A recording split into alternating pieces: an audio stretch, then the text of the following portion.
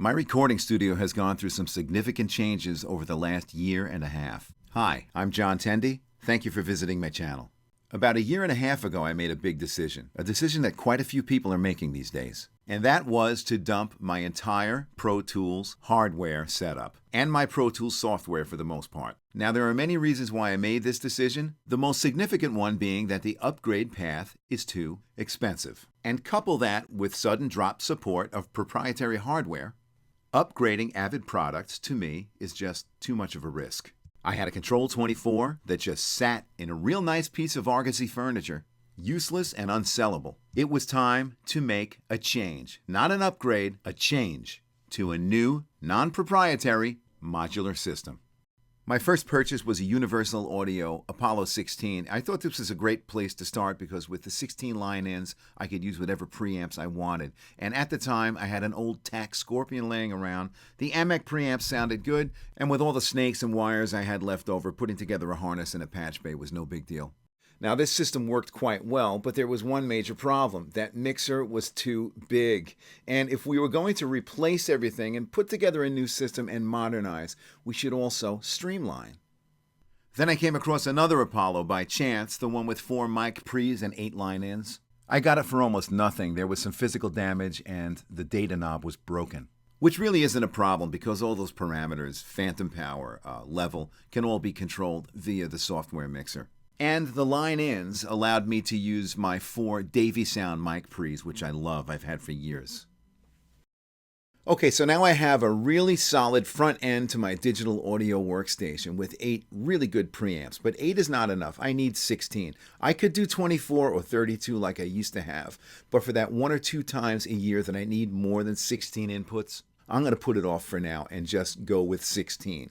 Now, I really like the sound of the RM16 preamps. I used it in my mobile rig, and I was at a studio recently that was using a Studio 192.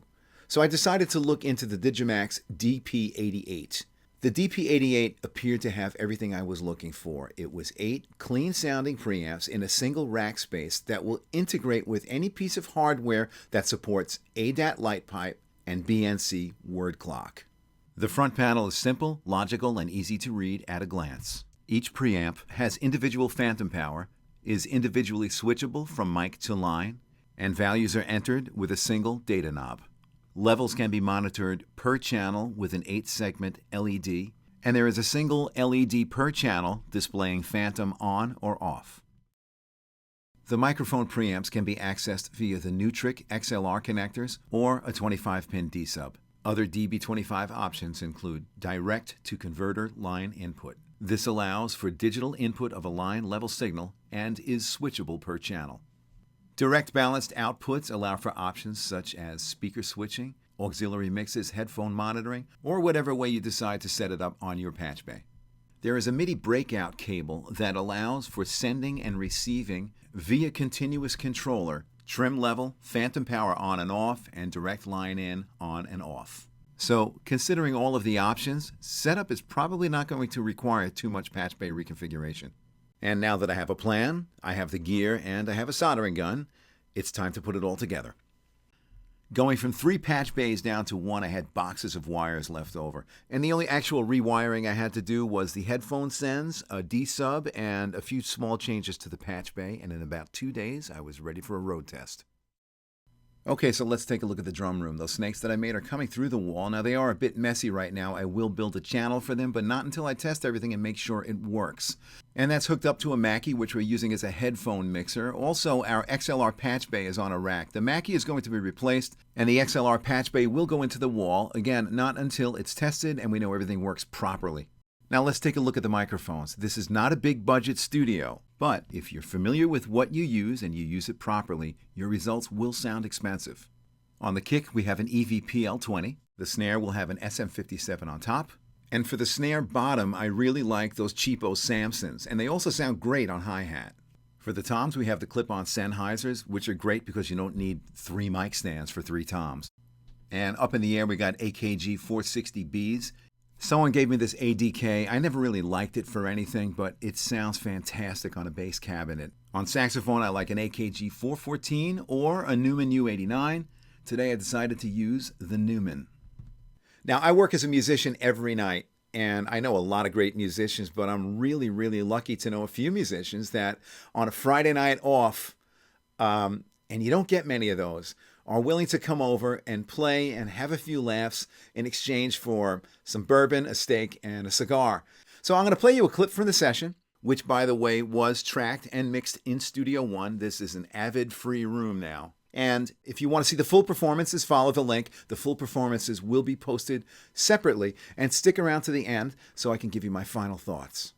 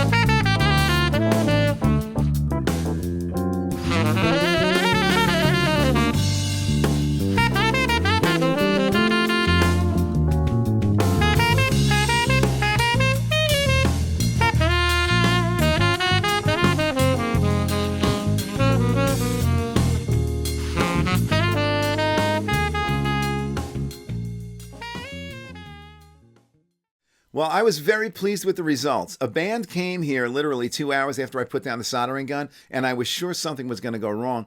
Everything worked. The headphone sends from the Universal Audio Mixer, the integration between the DP88 and the Apollo, everything was fine. So I'm very excited knowing that I have a non-proprietary modular system, and I can actually add another DP88 in the future if I want to, and have 24 inputs. The DP88 preamp is the same preamp that's in the Studio 192, which was compared in a blind test to the Apogee and the Universal Audio preamp, and it was basically a three-way tie.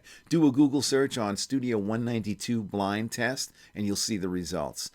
The preamps sound great, and individual phantom power in this price range is not very common. In this price range, it's usually phantom power for channels 1 through 4, and then phantom power for channels 5 through 8. So these are individually switchable. That's great.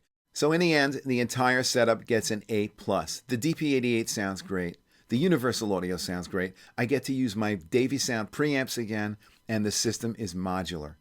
Hook your line-ins up to a patch bay, and now you can use other preamps a la carte. So this is all very exciting. I'm really looking forward to producing on this setup. If you want to see the full performance of this jam session, click on the link. I hope this video was helpful, and thank you for watching.